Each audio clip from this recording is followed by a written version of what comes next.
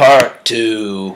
Welcome back, everyone. This is part 2 of the King's Castle EBS Emergency Bulletin Show. King James along with Blair Chopin. And like I said, we're breaking down some of the big storylines some of the big headlines of the past couple of days. Now, I find this to be interesting, and Blair, I want to get your opinion. For those of you that don't know, back during the original brand extension, Raw and SmackDown sometimes did separate pay-per-views just to keep the competition a little more interesting between the two shows. Well, I'm delighted to announce that they're doing that again. In fact... No, you say you're delighted to announce, so you're excited about it. Yeah. So, on September 11th, SmackDown Live will present their first exclusive pay-per-view with a new brand extension, Backlash.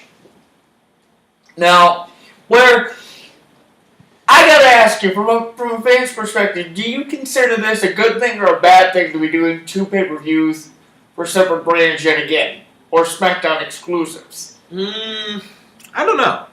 Part of me thinks it's really cool because more wrestlers are going to get a shot to be in the spotlight. Like we already said, Dolph Ziggler is getting a main event shot. So, I mean, it's giving more people a shot to build their careers instead of having the same 4 or 5 guys. Yeah. But at the same time, I do worry that it's going to water down the fans' excitement. But on the other end, I think from a marketing perspective, they were thinking, if we have 2 pay-per-views a month and we have separate pay-per-views, that's going to entice more people to buy the network. Maybe. It could. Yeah. Now, as far as SmackDown is concerned, I do have some news, also some major Here's breaking news. Of some major signings that took place. Did they sign Hornswoggle? Well, not officially, but I can tell you who they have signed. Okay. One word. Gore! Oh. Gore! You were so close to saying Goldberg. Nope, not Goldberg, but Rhino. The Man Beast has come back to SmackDown, and he made a huge impact, sneaking in from behind and attacking Heath Slater this past Tuesday. I think Rhino is older than Bernie Sanders. He has been wrestling since I was a child. Well, he is the last man to ever hold the original ECW championship, and he came back to NXT a couple of years ago to try to revamp his career. Have they ever changed his character? Because I felt like his character was pretty late 90s. What do you mean? Like, he had the long hair, and it was all wet and everything, and he was pretty emo. No, I don't think... There was rain falling down and everything. He's kind of had a weird career. I don't think they've changed it, but we'll see. But, on another note concerning signings, I've got news of a major return that was just broken this past Tuesday as well. Because someone one of the most charismatic athletes you'll ever see is returning to WWE after a 7-year hiatus. 7 years? Wow. Yeah. And this young man happens to be a former teammate of Brock Lesnar's from the University of Minnesota. And he's also a former 2-time Intercontinental Champion and a former Tag Champion and U.S. Champion. And at one time, he was, in my estimation, the longest reigning Intercontinental Champion of the modern era, because he once held the title for 8 months and a day. Wow. Enough to have a baby. I'm talking about the gold standard, Shelton Benjamin.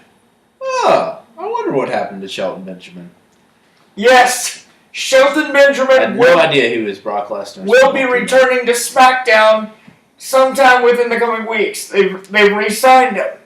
Now this, I don't know about you, Blair, but for me this is a huge deal because I've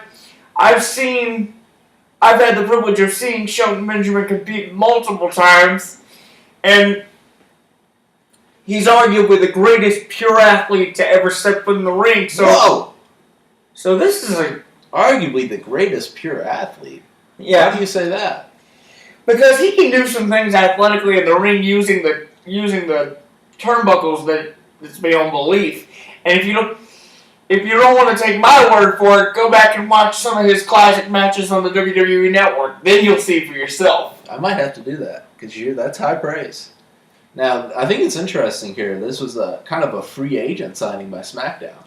Exactly. It's a very interesting signing by them. They didn't have to. They didn't have to, for lack of a better term, waste a draft pick on a guy like Shelton Benjamin. Like you said, he has a pretty established reputation. So it's a good value pickup for them, I think. Huge. And I think they need to consider putting Shelton Benjamin in a match with another person they should sign from free agency, who is an athletic marvel. And by that I mean the Bunny. What? Okay. For those of you Benjamin Bunny SummerSlam. For those of you who don't know, the Bunny was that guy in the bunny costume who always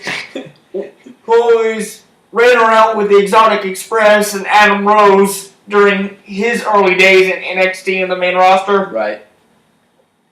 But let's be honest, we know the Bunny can deliver a super kick and we know he can twerk, but I don't know if he has any other wrestling skills besides that. So I don't know if many of our fans would agree with you there, Blair. I hate to say it, but I think they all do. I think let's ask them. Fans, we all know you have opinions on this. They always have opinions. yes. That's why they're watching the show. And do you agree with me, or do you agree with this traitor that the Bunny, Traitor? Hey, my name's not Benedict Arnold. that the Bunny should immediately be signed? Well, we'll find out about that in a couple of weeks. But when we come back, I've got news of a huge debut coming to NXT next week, and news regarding the latest NXT TakeOver special, which you won't believe. So stay right there.